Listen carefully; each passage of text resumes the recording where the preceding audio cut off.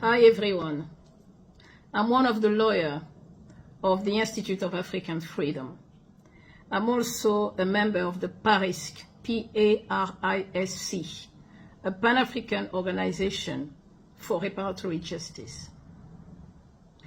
Professor Nyamsi, an unparalleled, courageous and dignified Francophone Pan-Africanist who stands in his beliefs, has been persecuted by France for several years.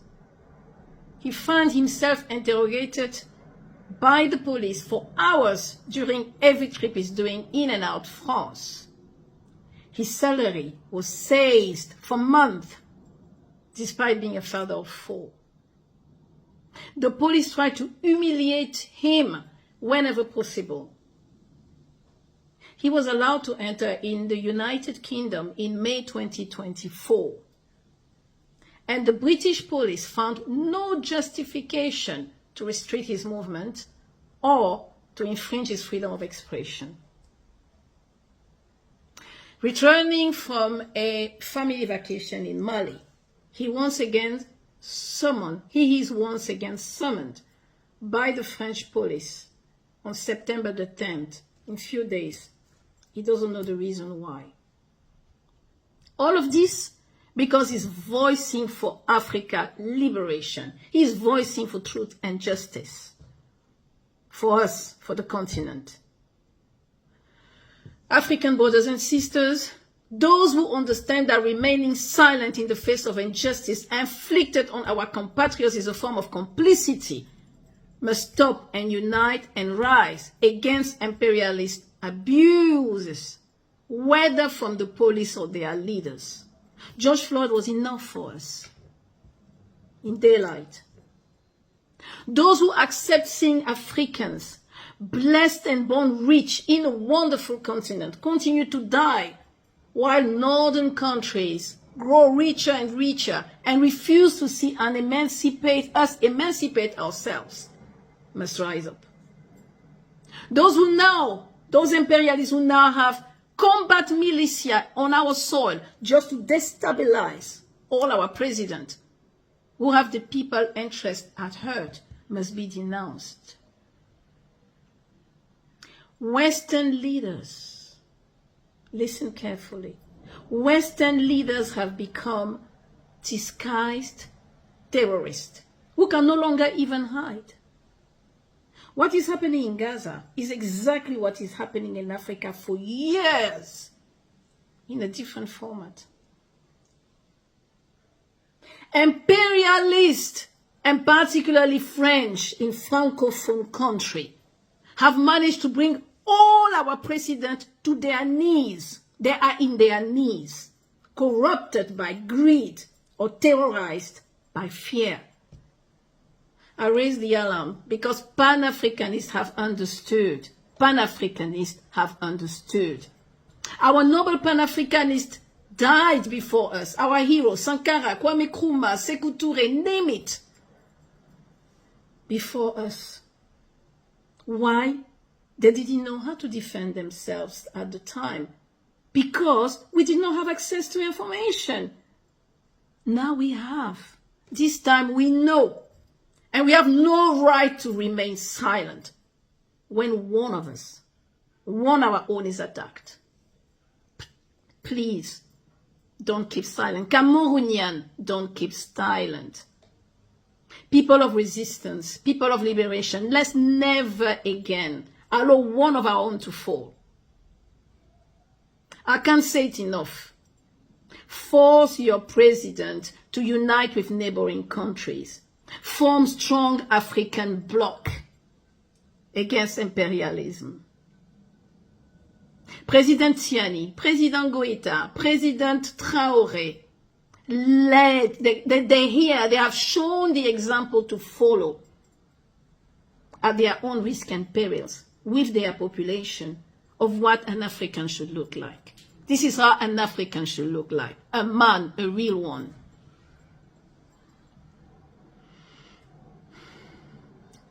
Let us pray for millions of Franklin Nyamsi to emerge in Africa, because that's what we need.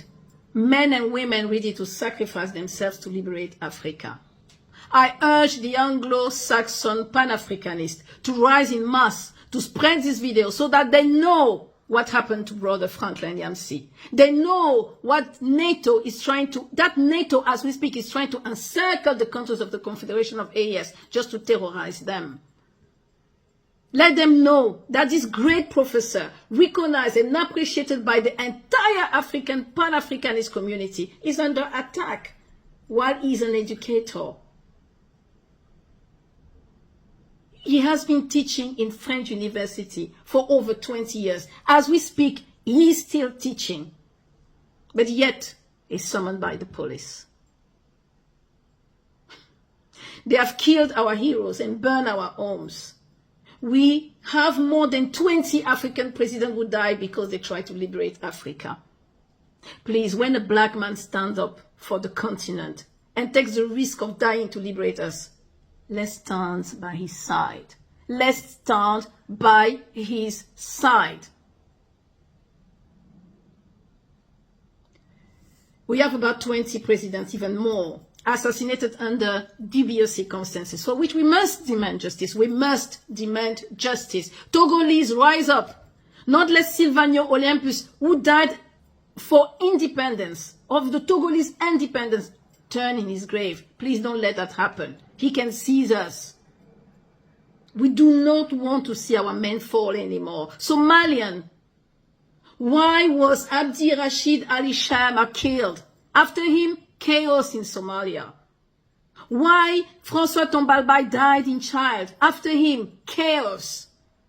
What more chaos do we need? Ethiopians in the UK, Ethiopians, wake up. Stand, let's stand together.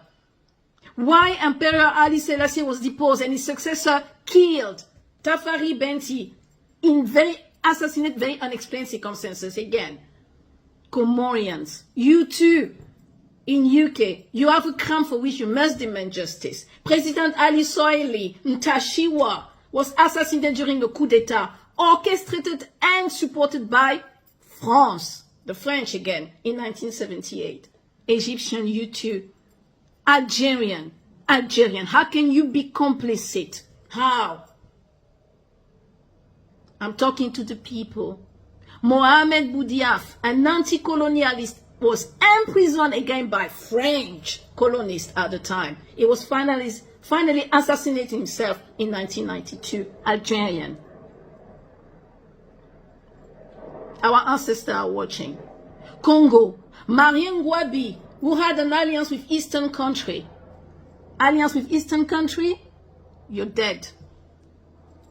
Same, died mysteriously and was replaced by who? Sassou Nguesso. He's still here today. Burundi, the assassination of their president in the plane crash led to the Tutsi and Hutu genocide. Can you imagine? Why? For a minority of Tutsi, like Kagame? Guinea-Bissau, name it. Roao, Bernardo Vieira, Nozanino Vieira, same thing. Fight for independence struggle of Portuguese. Killed. After him, chaos. Our tragedy is French interference. So when they summon one our own, a Pan-Africanist, we have the right to be concerned. There's no need to say that in March 2011, the 17th of March 2011 precisely, the United Nations Security Council, in other words, the NATO, authorized the use of force in Libya to supposedly protect civilians. They care much about Libyan civilians, right? Our honorable Gaddafi was assassinated. So what happened now? Where are we? Chaos. How much more proof do we need? How much? When there is no criticism from the West, it means corruption or lack of independence. Please let us spread the word so that one day justice may be served.